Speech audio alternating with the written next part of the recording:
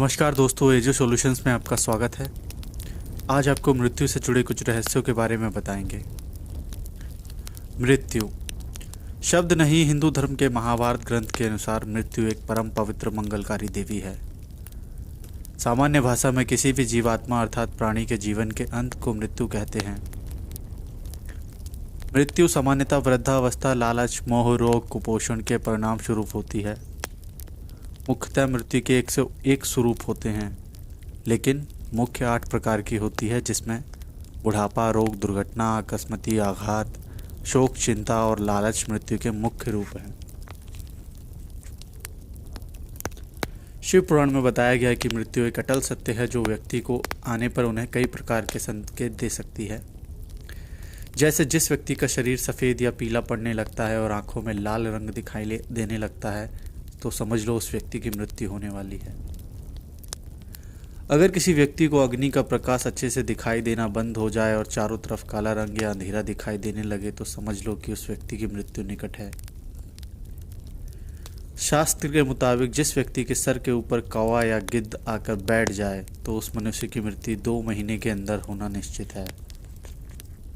आपको ये जानकर हैरानी होगी, लेकिन मैं आपको बता दूं, जब कोई व्यक्ति मर जाता है तो वह पूरी तरह से नहीं मरता। प्राण धीरे धीरे निकलते हैं। सबसे पहले सांस रुक जाती है। सनातन धर्म में 14 दिन लिखे गए हैं। 14 दिनों तक उस व्यक्ति के प्राण यानी आत्मा उसके घर परिवार, उसके शरीर के साथ ही जुड़े रहते हैं। तो सनातन धर्म में इसके लिए कुछ क्रियाकर्म होते हैं, जिससे कि आत्मा अपना आगे का सफ़र आसानी से तय कर सके। दोस्तों, क्या आपको पता है, हाल ही में हुई रिसर्च के मुताबिक मृत्यु के 10 घंटे बाद भी इंसानी दिमाग जीवित रहता है। बाल, दाढ़ी, नाखून 10 दिनों तक बढ़ते रहते हैं। पौराणिक यौगिक ग्रंथों में मृत्यु को 5 चरणों में बताया गया है। वो क्या क्या हैं, आइए जानते हैं। पहला है प्राणवायु, दूसरा है समान वायु, तीसरा है अपान वायु, चौथा है उदान वायु और लास्ट है व्यान वायु। इन सभी के अलग अलग कार्य होते हैं। आइए जानते हैं इनके क्या क्या कार्य होते हैं। प्राण वायु का संबंध श्वसन क्रिया यानी सांस लेना और सोचने की क्षमता से होता है। मेडिकली अगर आपकी सांस रुक गई है तो आपको मृत घोषित कर दिया जाता है, लेकिन दोस्तों ऐसा नहीं होता। सिर्फ सांस रुक जाने से शरीर मृत घोषित नहीं किया जा सकता। दूसरा है समान वायु। इसका संबंध शरीर में गर्मी बनाए रखना होता है। आपने जनरली देखा होगा कि मृत्यु के बाद शरीर ठंडा पड़ने लगता है। तीसरा है अपान वायु। इसका संबंध शरीर की महसूस करने की क्षमता से होता है। बहुत सी ऐसी घटनाएं भी हुई हैं हिस्ट्री में, मृत्यु होने के बाद भी शरीर के कुछ अंग हिलने लगते हैं, क्योंकि शरीर को नहीं पता कि शरीर मर चुका है। जैसे कि बिजली चली जाने के बाद भी पंखा कुछ देर घूमता रहता है, उसी तरह शरीर में भी कुछ देर तक हलचल रहती है। कभी कभी ज़्यादा होती है तो हम आंखों से देख पाते हैं और डर के भाग जाते हैं।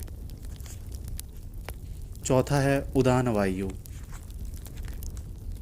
इसका संबंध शरीर के वजन से होता है। मृत्यु के पश्चात शरीर भारी होने लगता है। पांचवा है व्यान वायु। इसका संबंध शरीर को सुरक्षित रखने से होता है। अगर व्यान खत्म होने लगता है तो शरीर के अपने ही अंग शरीर को खाने लगते हैं और शरीर सड़ने लगता है और आखिर में सिर्फ कंकाल बचता है। बहुत सी बीमारियां ऐसी हैं जिसमें ऐसा होता है जीवित इंसान के साथ, और कई तरह के सांपों का जहर भी व्यान को ख़त्म कर देता है, जिसके कारण भी जिंदा रहते ही शरीर सड़ने लगता है। व्यान वायु को ख़त्म होने में 14 दिन लगते हैं। इसीलिए सनातन धर्म में 13वीं की जाती है, जिसका मतलब होता है कि इंसान पूरी तरह से मृत हो चुका है। धन्यवाद दोस्तों, आज की वीडियो में बस इतना ही था। अगर आपका कोई प्रश्न हो तो कमेंट बॉक्स में लिखकर ज़रूर बताएं। लाइक और सब्सक्राइब करना ना भूलें।